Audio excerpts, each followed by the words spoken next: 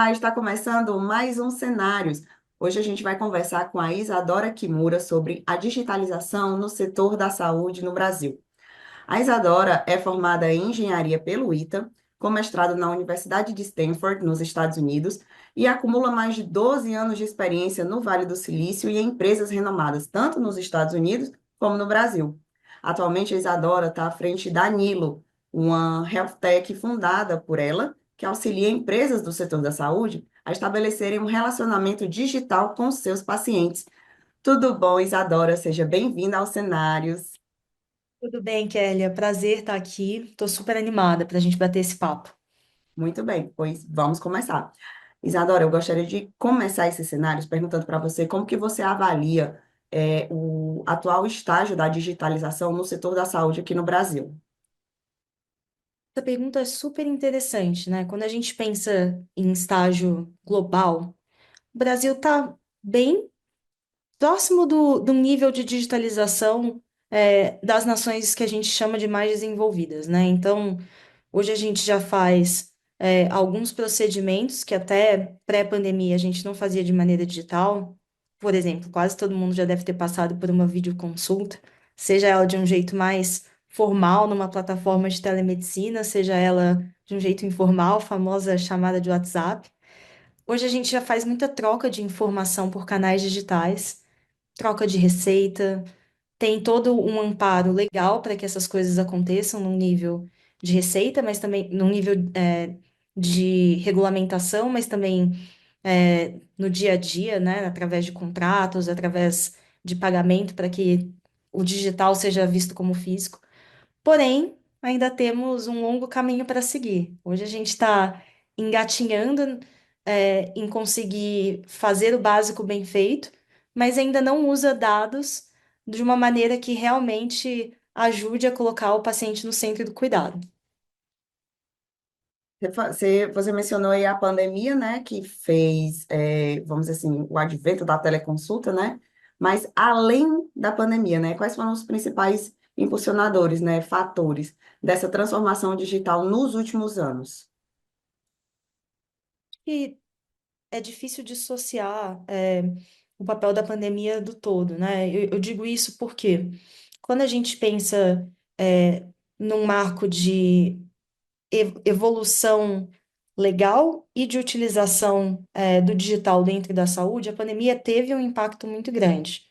Em 2019, relativamente pouco tempo atrás, mesmo fazer consultas por vídeos era algo proibido por lei, podia gerar prisão, podia gerar revogação do seu certificado de medicina ou mesmo de uma outra prática de saúde.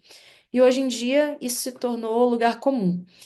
E não foi só isso. A pandemia forçou a gente a desenvolver uma infraestrutura que permitisse que a saúde digital fosse possível. A Nilo faz parte desse caminho de evolução, né? Então, junto com a Nilo, que é uma plataforma que centraliza dados de pacientes para fazer comunicação, engajamento, troca de documentação, automação, a gente viu surgir um conjunto de outras startups que vieram dessa necessidade de eu conseguir oferecer um cuidado que antes era só no presencial, de uma maneira remota e de uma maneira mais inteligente. É, e com isso vieram também as expectativas de que, se eu faço tanta coisa no digital em outros segmentos da minha vida, né? Se banco hoje em dia já é digital, se eu resolvo grande parte dos meus das minhas questões administrativas via WhatsApp, se eu faço compra no digital, por que que em saúde tudo tem que ser no papel, no analógico? Então, eu acho que a pandemia ela coroou a necessidade da urgência, mas a gente já veio passando nos últimos 10 anos um processo de digitalização da vida, né? Então, esse acompanhamento do setor de saúde versus os outros acabou se consolidando, ou se acelerando em 2020. E quais mudanças a digitalização trouxe para o dia a dia dos profissionais da saúde? A gente já mencionou aqui a questão da telemedicina, mas além da telemedicina, quais foram as principais mudanças, né, que a digitalização trouxe para esses profissionais da saúde? Então, Kélia, as mudanças, elas têm sido, ao mesmo tempo, acho que muito profundas para alguns profissionais, é, e para outros ainda, eu acho que eles estão experimentando. Agora, no fim de 2023 para 2024, a gente teve uma grande mudança de paradigma que foi a democratização do acesso à inteligência artificial generativa, né? O famoso ChatGPT e outras ferramentas que todo mundo conhece. Quando a gente pensa no mercado de saúde, ele é um mercado que o trabalho de cuidar de alguém, ele é um trabalho de investigação e recomendação. E quando você pensa, né, nos algoritmos de inteligência artificial generativa, como o ChatGPT, eles partem do mesmo princípio. Me dá uma informação e eu te ajudo a formar uma opinião sobre algo. Então, a gente tem visto uma adoção muito grande de diferentes profissionais, não só médicos, né, mas profissionais que fazem outros tipos de conduta, aderindo à inteligência artificial como ou ferramentas, né, muito além do chat GPT, para fazer uma confirmação de diagnóstico, para fazer um encaminhamento, mas também indo além disso. Porque hoje, além do humano, né, poder usar essas interfaces de uma maneira de copiloto, a gente tem a inteligência artificial generativa atuando de uma maneira, às vezes, autônoma, através dos famosos agentes de inteligência artificial, para resolverem problemas que hoje, ou que no passado, eram resolvidos por humanos.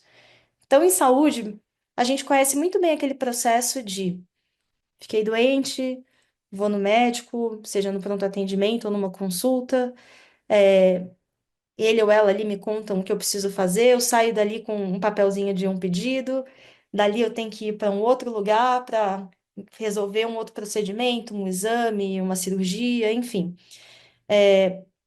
Muitas dessas experiências, né, que acontecem entre esses procedimentos, que envolvem troca de papel, que envolvem autorização, processos, formulários, estão sendo redesenhadas por conta da digitalização e da inteligência artificial para acontecerem de uma maneira mais automatizada e com menos, humanos envolvidos, fazendo trabalho repetitivo que ninguém quer fazer mesmo na prática. Então, assim. É, hoje, eu acho que ainda existe dentro do setor de saúde bastante receio de entender o quanto eu posso delegar esse processo que eu faço hoje na mão de um agente, ou o quanto que eu posso confiar numa recomendação de um copiloto. Porque ainda existe um senso de responsabilidade muito grande, qualquer coisa que eu faça errado está afetando ali uma vida humana. É, mas alguns profissionais, sejam eles os que estão usando copiloto ou os que estão usando tecnologias digitais para substituir grande parte dos seus fluxos de trabalho, já começam a ver o resultado em produtividade, em efetividade, ao fazer a adoção dessas tecnologias. De que forma essa tecnologia está moldando a formação dos profissionais da saúde? É, existem competências que estão sendo mais valorizadas com essa digitalização e com esse uso de inteligência artificial? Tudo muito recente, né? E eu acho que não só na medicina ou nas ciências de saúde. As habilidades que são requeridas mudam. Então, vou dar o exemplo mais clássico, né? Hoje, o trabalho de radiologia, né, que é eu vou fazer um exame e eu vou analisar aquele exame, está sendo muito acelerado pelo processo de leitura de imagens para entender, interpretar o que aquele exame significa. O que que isso significa para o papel de um médico que antes tinha unicamente essa função, né? Olhar um resultado de um exame e escrever um parecer. Muda que, no mínimo, ele precisa saber fazer perguntas e interagir com esses algoritmos, e que, ao saber fazer isso, talvez ele possa economizar tempo ou possa testar hipóteses que, às vezes, ele está ali sozinho e no serviço de saúde ele não vai ter capacidade de perguntar para alguém porque ele está sozinho no plantão. Então, assim, o que eu acho que já é previsível e que é o mínimo é como eu consigo aprender a colaborar com esse tipo de ferramenta para que eu faça o meu trabalho de um jeito mais eficiente. Mas eu acho que a transformação ela é muito mais profunda, né? A gente vai passar como sociedade a ter que reentender o que que faz parte de um escopo que precisa ser humano e o que que fazem parte de processos que hoje humanos fazem, mas fazem porque não tem outro jeito não tinha outro jeito de fazer. E aí eu tô falando tanto da parte burocrática administrativa, que é parte do que a gente resolve com a Nilo, mas também da parte de cuidado. Então tem muitas coisas que hoje são feitas por humanos, por exemplo. Em saúde a gente fala muito do processo de triagem, né? Que é quando eu chego num local e conto o que está acontecendo comigo, seja esse local uma consulta digital, uma consulta por texto ou uma consulta presencial. Essa triagem inicial, ela segue perguntas que são protocolares. Hoje são feitas por humanos, mas com certeza vão poder ser alavancadas por tecnologia para que mais pessoas ganhem esse acesso de ter, um primeiro atendimento de qualidade. Então, assim, não tem a resposta ainda, mas a única certeza é de que a gente vai ter que reaprender a conviver com tecnologias digitais que vão, às vezes, substituir o que a gente faz e às vezes acelerar. Aí, hoje em dia, de fato, como você falou, a triagem ela é feita de uma forma padrão, né? Faz aferição da pressão, temperatura, coleta a idade, peso, né? E aí, tudo isso uma forma padronizada. Então, é como você falou anteriormente na outra pergunta, né? Tudo que é padronizado, né? Não é não estou diminuindo o trabalho de ninguém, lógico. Mas tudo que é padronizado, ele pode ser digitalizado, não é isso? Eu acho que é, os processos em saúde, eles, eles vêm para proteger o próprio paciente, né, da variedade de conhecimento em diferentes lugares. Então, a gente fala muito de protocolos ou padrões baseados em evidência. A medicina, por mais que hoje a gente fale isso como se fosse uma coisa óbvia, né? A medicina nem sempre foi baseada em evidências. Até 50 anos atrás, se eu tenho um médico aqui que cuida de coração, vamos supor, no Brasil e um outro, em Moçambique, a forma como eles cuidariam da mesma doença variava radicalmente. Então, Acredito essa que até hoje ainda é assim. ainda é assim, mas foram sendo criados padrões e protocolos internacionais baseados em evidência, né? Ou seja, a gente começou a fazer estudo e falando, ó, isso aqui funciona melhor do que isso aqui. Vamos então dizer que esse é o protocolo, né, de cardiologia que a gente vai usar em dois lugares. Vamos dizer que esse é o protocolo de triagem. Então, em saúde, muitas vezes a gente tem muitos protocolos que são, esse é o último conhecimento que a gente tem, que já teve algum estudo que comprova que funciona. Esses protocolos são sempre atualizados. Então, nesse sentido, o uso de tecnologias ele pode ajudar muito a garantir que, no mínimo, os protocolos sejam feitos. Os protocolos acertam sempre? Impossível, né? Porque mesmo seguindo o máximo que existe de tecnologia, ainda assim, às vezes tem a exceção da exceção, tem às vezes o olhar daquele médico muito experiente que olha e fala assim, esse paciente aí eu já vi um outro caso desse há 15 anos atrás, eu acho que a gente tem que tomar uma coisa uma ação que é fora do protocolo. Então, assim, eu acho que o processo que é padronizado em saúde, sim, pode ser muito acelerado. Hoje, mesmo fora desse cuidado clínico, a gente tem muitos protocolos que são absolutamente administrativos. Então, por exemplo, uma autorização de uma cirurgia, né? Vamos supor, tem um paciente oncológico que precisa fazer uma mastectomia, que é a retirada de mama porque ela tem um câncer de mama. Para que ela consiga ter acesso a esse tratamento, seja no SUS ou seja no setor privado, ela vai precisar passar por um conjunto de aprovações, né? Eu tenho que validar que ela teve um exame que tem esse resultado, eu tenho que validar que ela, do tipo, tá tomando as medicações certas, ela tem que ter um determinado preparo, eu preciso fazer o agendamento do centro cirúrgico, preciso fazer o agendamento do médico. Tudo isso são protocolos, no fundo. Então, para esse tipo de protocolo administrativo, é o que você falou, a gente não perde em nada automatizando, só ganha. Para os protocolos que são de saúde, né, que daí já começam a entrar qual é o melhor tratamento e tudo, acho que a gente ainda tem um caminho para poder confiar 100% em tecnologia como um processo de tomada de decisão, porque o humano ainda traz um olhar diferencial, mas sem dúvidas, como a gente estava falando na pergunta anterior, pacientes e médicos e profissionais de saúde vão precisar se adaptar para que a gente consiga co-trabalhar, né, ter um copiloto, onde a tecnologia alavanca efetividade, tira dúvidas, traz os melhores protocolos do que já é conhecido. E como que os profissionais estão lidando com a adaptação às novas ferramentas digitais, como inteligência artificial, prontuários eletrônicos, as plataformas de teleatendimento? Como é que está sendo a adaptação dos profissionais? Porque assim, os pacientes, a gente sabe, né, que alguns ainda têm uma certa resistência, né? Outros adoram. Eu, por exemplo, o meu caso específico, eu passei um bom tempo sendo atendida por teleconsulta. Porque para mim é uma forma muito cômoda, muito prática e muito confortável, né? Mas a gente sabe que ainda tem pessoas que têm uma certa resistência, que gostam de olhar para o médico, né? Gosta de pegar, né? De sentir ali, porque muitas vezes tem gente que acha que não está sendo ouvido na teleconsulta, que o atendimento não vai ser legal, né? Isso tanto do paciente quanto do médico, né? Eu já escutei relatos dos dois pontos de vista, né? Mas aí eu te pergunto como é que os profissionais, no geral, estão lidando com essa adaptação, né, dessas ferramentas digitais. Pergunta maravilhosa. O que a gente tem observado, né, com a experiência da Nilo, é que tem uma divergência muito grande, né?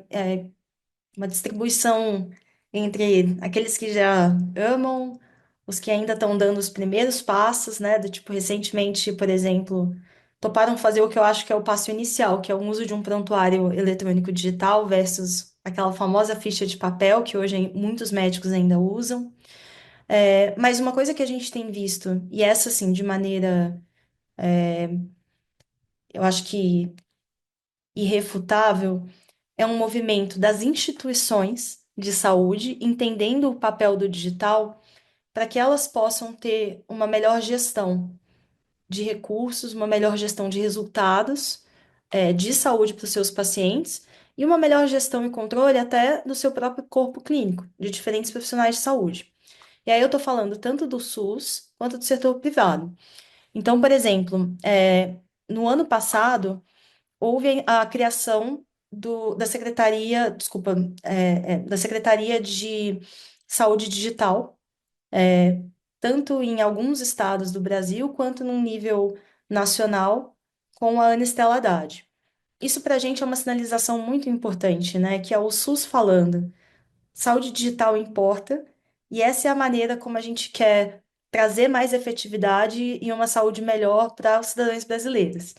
Então, através desse grupo, já estão sendo discutidos quais são as tecnologias que precisam ser adotadas dentro do SUS, e aí isso acaba gerando uma mudança cultural com os próprios profissionais que atuam no SUS, né? Porque se eu sou médico, trabalho numa UBS, eu trabalho num hospital de referência, e o sistema que existe lá é aquele e o processo é aquele, eu preciso me adaptar para sair do meu bloquinho de papel que eu adoro, que eu acho prático, e começar a fazer com que esse processo aconteça num sistema centralizado.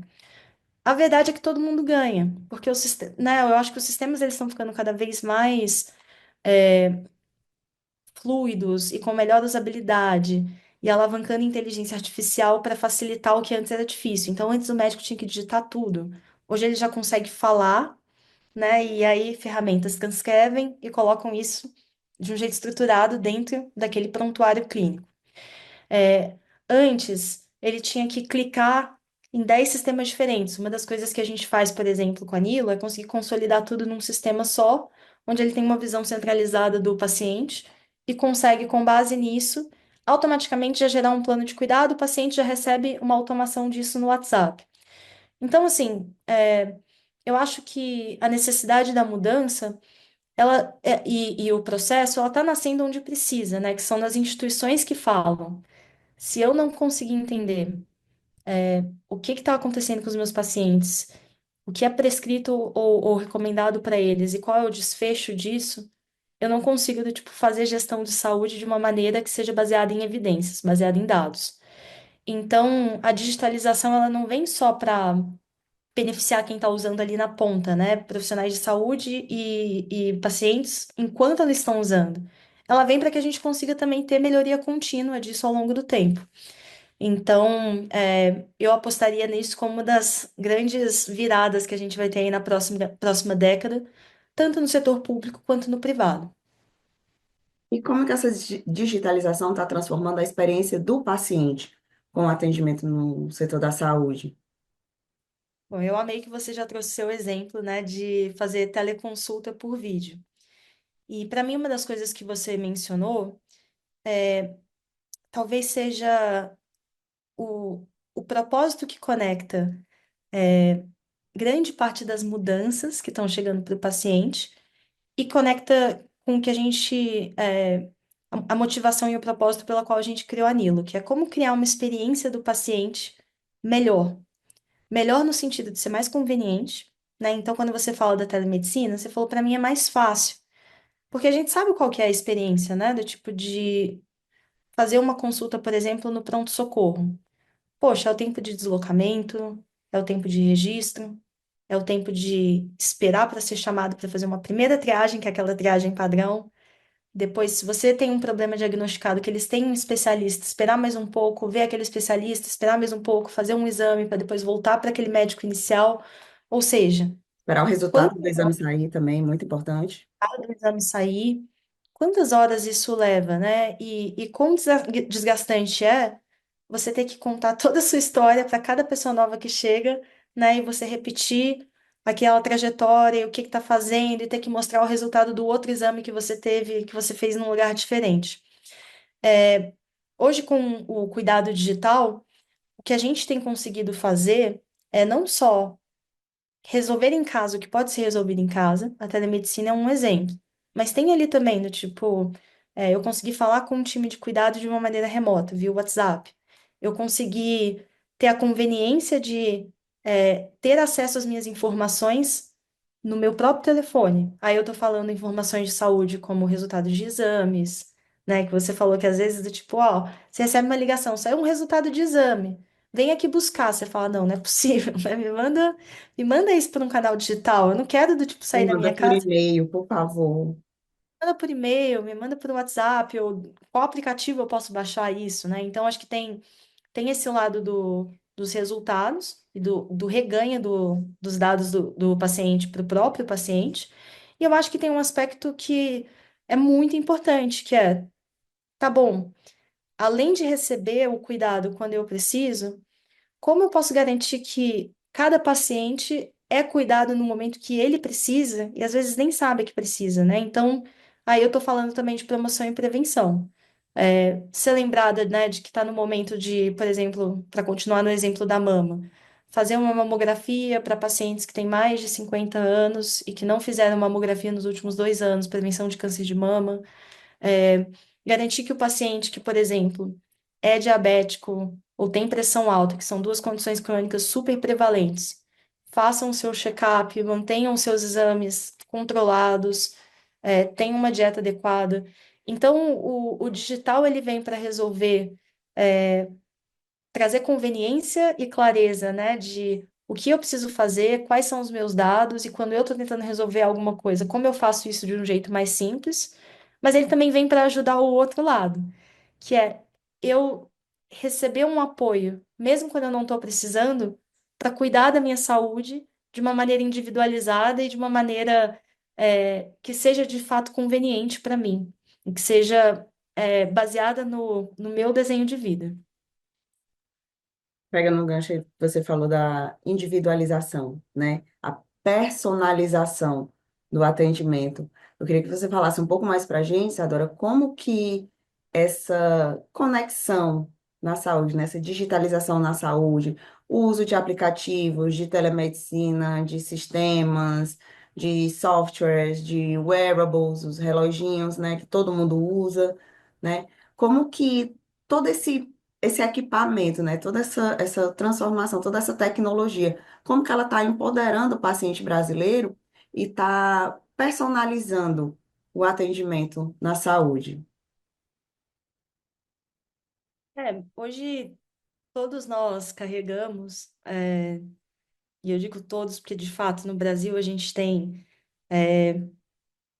100% de penetração de smartphone, realmente é um fenômeno para pessoas adultas, né? É um fenômeno muito incrível, que o Brasil foi um dos primeiros países a ter esse nível de capilaridade de acesso à internet. Então, todos carregamos de alguma forma um medidor de saúde, né? Porque o telefone, ele mede os nossos passos, ele tem capacidade de medir alguns tipos de sinais vitais, então não sei se você já viu, mas mesmo que eu não tenha, né, um reloginho, eu consigo medir batimento de pulso, colocando a câmera do telefone no dedo, Sim, já testei também. né, do tipo, é super legal que dá para ver se você tá com taquicardia ou com alguma arritmia. A gente tem agora aplicativos nos quais, através de fotos, eu consigo medir probabilidade de uma pinta ser um câncer maligno, um câncer benigno. Eu consigo, com base em gravação de vídeo, fazer uma avaliação de saúde mental de uma pessoa. Então, o telefone, que é algo extremamente acessível hoje, para todos os brasileiros, ele se tornou uma ferramenta de captação de dados de saúde. É óbvio que não é a única coisa que ele faz, mas é uma das coisas que ele faz também.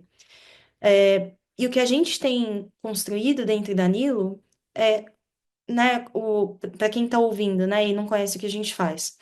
Nós somos uma plataforma que ajuda a capturar esses dados, que vem de WhatsApp, que vem de aplicativos de saúde, dentro de uma base de dados e que se conecta com bases de dados que ficam guardadas no hospital, seja, né, um hospital do SUS, seja um hospital ou um prestador de saúde que você já passou. Pegar dados desses dois lados para criar um perfil de saúde individualizado do paciente, né? E de fato falar assim, quem esse paciente é? Quem é a Kerlia? Né? Ou quem é a Isadora?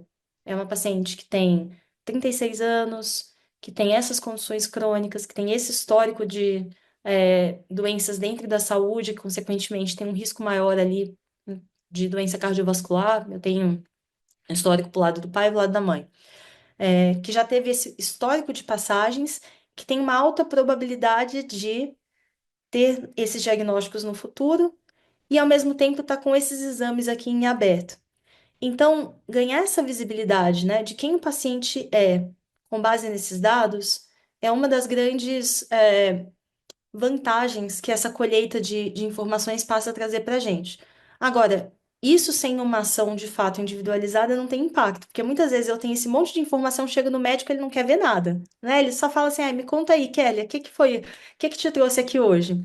Então, parte do problema que a gente resolve é isso. Como que a gente pega esse perfil de saúde e deixa disponível no momento de atendimento, né? Que é o momento onde você vai ser visto por um profissional de saúde que consiga consumir essa informação para te atender de um jeito mais individualizado. Então, acho que essa é parte do movimento que a gente tenta trazer para o mundo, de fato devolver para os pacientes o benefício de eles estarem coletando e entendendo melhor os seus dados de saúde. Legal.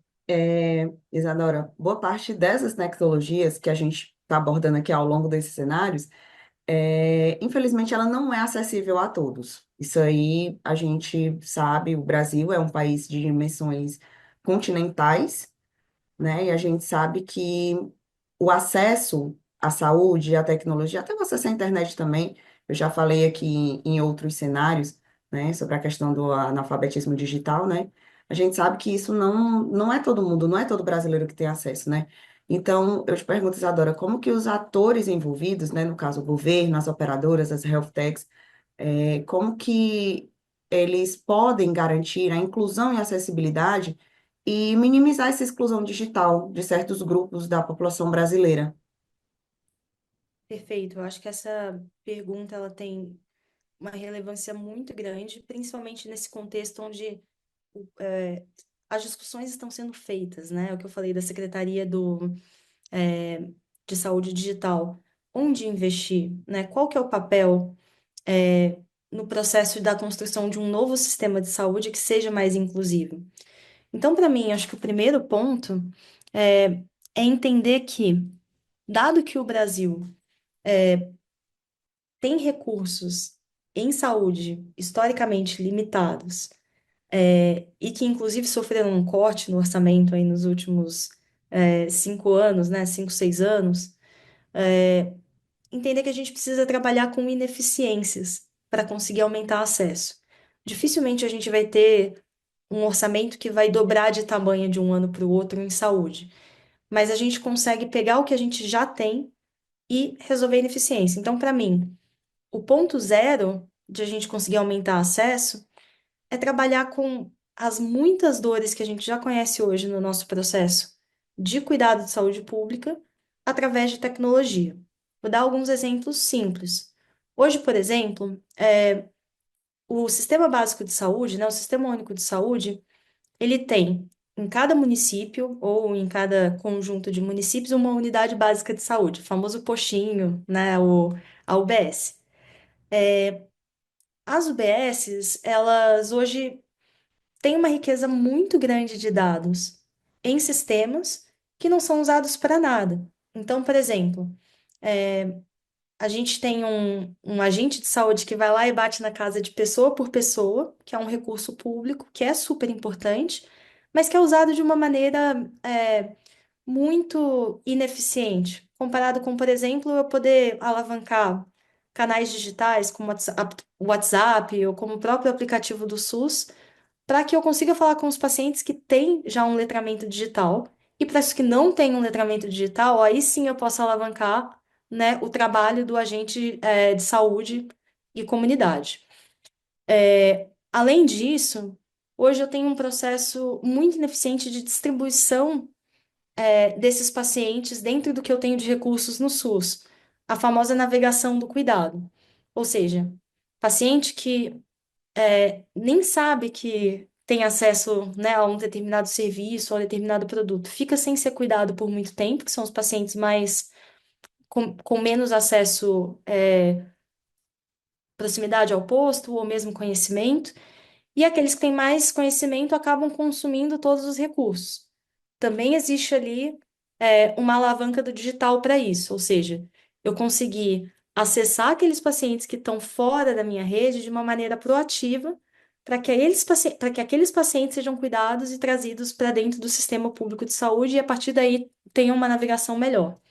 Então, assim, eu acho que existe um trabalho de endereçar ineficiências, existe um trabalho de priorizar melhor os recursos que já temos, que são muitos. O SUS, ele é né, um sistema incrível conceitualmente, mas hoje o volume de desperdício é muito grande e hoje o volume de demanda que a gente tem é muito maior do que o que a gente de fato consegue suprir. Então, esse trabalho de gestão passa por isso. Fazer mais de um jeito melhor para a população. Bem, e Isadora, o que que ainda impede o Brasil? Você citou aí a questão de desperdício, né? Mas além disso, o que é que impede ainda o Brasil de avançar mais rapidamente na questão da digitalização da saúde? É interessante, porque por muito tempo a resposta para essa pergunta eram questões muito básicas de infraestrutura mesmo, né? Então, você citou já o acesso à internet, que ainda era escasso em algumas regiões, ainda é, mas isso hoje é um problema menor, né? Com a internet de satélite, com diferentes iniciativas, tanto do setor público quanto do setor privado, para que a internet chegue em cada vez mais lugares do Brasil, ainda que isso, em alguns lugares, não tenha se concretizado 100%. A gente tinha, né, uma segunda, objeção, desafio, que era conseguir ter dados para fazer uma gestão de saúde de fato digital. Isso também, principalmente pós-pandemia, tem ficado cada vez mais simples. Porque durante a pandemia a gente criou a Rede Nacional de Dados, que foi literalmente, né, um banco de dados, que é um servidor do governo que guarda um monte de informações de saúde num lugar único. A gente precisou fazer isso para conseguir controlar a pandemia, e ter uma visão de onde estavam acontecendo os casos e distribuir recursos durante a época do Covid. Mas essa infraestrutura de dados ficou. E hoje ela é capaz de fazer a gravação de dados de diferentes pontos de saúde do Brasil de uma maneira centralizada. Então, o que falta agora já não são mais essas questões estruturais, né? Do tipo de que falta é, internet, ou faltam os dados, ou mesmo que falta tecnologia, porque eu acho que eu dei o exemplo da Nilo, mas muito além da Nilo, existe um ecossistema de soluções hoje que podem ser adotadas. Então, eu acho que são muito mais questões culturais e projetos que sejam estruturantes para que a gente consiga aplicar o que já existe com os problemas que a gente já conhece. Então, vejo como uma questão de priorização dentro de uma pauta política, sim, a gente fazer isso acontecer. E eu acho que isso passa por uma melhor colaboração entre o setor público e privado. Porque, historicamente, o setor público tem dificuldade de produção de tecnologia 100% proprietária, né? É uma coisa que é cara, mas, ao mesmo tempo, também tem regulamentações que dificultam muito o trabalho com o setor privado. Então, como que a gente às vezes vai tirando essas barreiras que são mais burocráticas mesmo, né, num processo de colaboração, seguindo aí modelos como China, como Coreia do Sul, que fizeram muito bem essa evolução do ecossistema público-privado, até mesmo Estados Unidos, para que no Brasil a gente consiga ter o mesmo nível de sucesso e é isso, não precisa inventar uma tecnologia que não existe, a gente só precisa fazer uma adoção, né, o básico bem feito do que já existe. É o famoso não precisa inventar a roda, né? De novo, não precisa Não, descobrir o fogo. A gente já tem uma tecnologia muito boa, a gente já tem um serviço que é exemplar para o mundo inteiro, porque todo mundo, o que eu escuto muito falar, até de pessoas que moram fora do Brasil, a gente tem alguns amigos, algumas fontes da gente que moram fora, eles falam muito bem do SUS. Eles falam que o SUS, nossa, é absurdo, que no país onde eles vivem não tem, e a gente tem aqui, a gente deve agradecer por ter o SUS, né? Mas de fato, eu concordo com a questão que o SUS é muito bom. A gente tem um sistema que ele serve de exemplo para o mundo todo, mas que, infelizmente, ele ainda precisa ser melhorado, precisa ter bastante melhorias. Kélia, eu acho que um bom jeito de a gente pensar é assim, o desenho do SUS, né, o que ele oferece, acesso universal, com uma cobertura muito grande, é excelente. Isso eu acho que é o sonho de toda a população. E ele foi desenhado com base nos melhores sistemas de saúde do mundo, né? Na época, a NHS, que é o sistema de saúde público do Reino Unido, Canadá, enfim. Então, assim, o desenho dele é muito bom. Mas como a gente tem um custo de cuidar de saúde que aumenta ano a ano, e a gente tem uma economia que não cresce na mesma proporção, é como se a gente estivesse cuidando de cada vez menos pessoas com o mesmo investimento. E isso vai fazendo com que aquela percepção de que um sistema que pode tudo vai podendo cada vez menos, porque a cobertura vai ficando mais curta, né? Então, que acontece? Acho que um fenômeno parecido com o que aconteceu na educação pública. Você paga menos os médicos, então você tem menos médicos disponíveis, ou uma qualidade de médicos que fica com uma seleção adversa muitas vezes, né, para atender a mesma população. Você tem um número restrito, por exemplo, de máquinas que fazem um determinado tipo de exame, por exemplo, uma ressonância magnética, que é um exame caro, aquele exame de imagem. Significa que a fila para fazer o exame vai ficando cada vez maior, se eu tenho menos máquinas e mais pessoas. Então, eu acho que é óbvio que uma das soluções, né, seria a gente falar assim, tem que investir mais em saúde, tem mesmo. Mas sabendo das dificuldades que a gente tem, como que a gente faz com que o que a gente tem seja adequado para que o paciente certo receba o melhor tratamento que ele mais precisa e para que os casos que precisem, né, de menor complexidade possam ser resolvidos de um jeito mais custo-efetivo. E aí eu acho que o digital pode alavancar em muito. Perfeito. E, Isadora, para a gente finalizar aqui os cenários, quais tendências tecnológicas ainda pouco exploradas aqui no Brasil têm potencial de transformar o setor da saúde nos próximos anos? Olha, sem dúvidas, eu acho que a inteligência artificial generativa está no começo do impacto que a gente vai ver, né? A gente já trouxe aqui vários exemplos de como ela começa a ser adotada, mas ainda em centros de excelência, em centros de teste. Quando a gente pensa em Brasil, em toda a sua diversidade, eu acho que a gente ainda vai ver os desdobramentos desses copilotos, né, e da saúde digital acontecendo nos próximos 10 anos. É claro que vão ter outras tecnologias que vão surgindo e que impactam, mas em saúde, a gente tende a ter um pouco mais de cautela.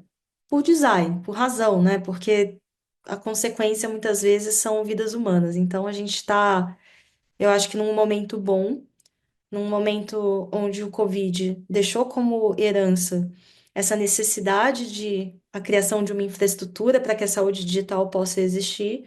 E eu acho que com base nisso e com base nesses benefícios de eficiência que a inteligência artificial generativa traz agora, a gente vai ver muito pela frente agentes de inteligência artificial fazendo trabalhos como telepsicologia, como monitoramento, como triagem, como trabalhos administrativos, e a gente vai ver sim uma grande mudança na forma como profissionais atuam no presencial, tanto de uma maneira mais rápida quanto é, se apoiando em sistemas de tomada de decisão que passam por inteligência artificial.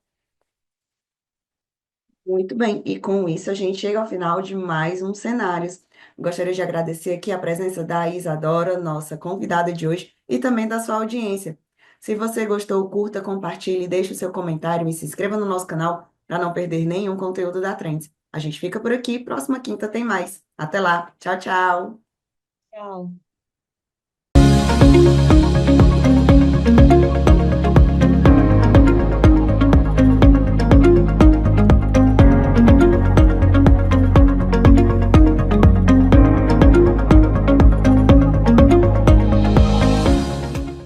Inscreva-se no nosso canal, ative o sininho e fique por dentro dos melhores conteúdos.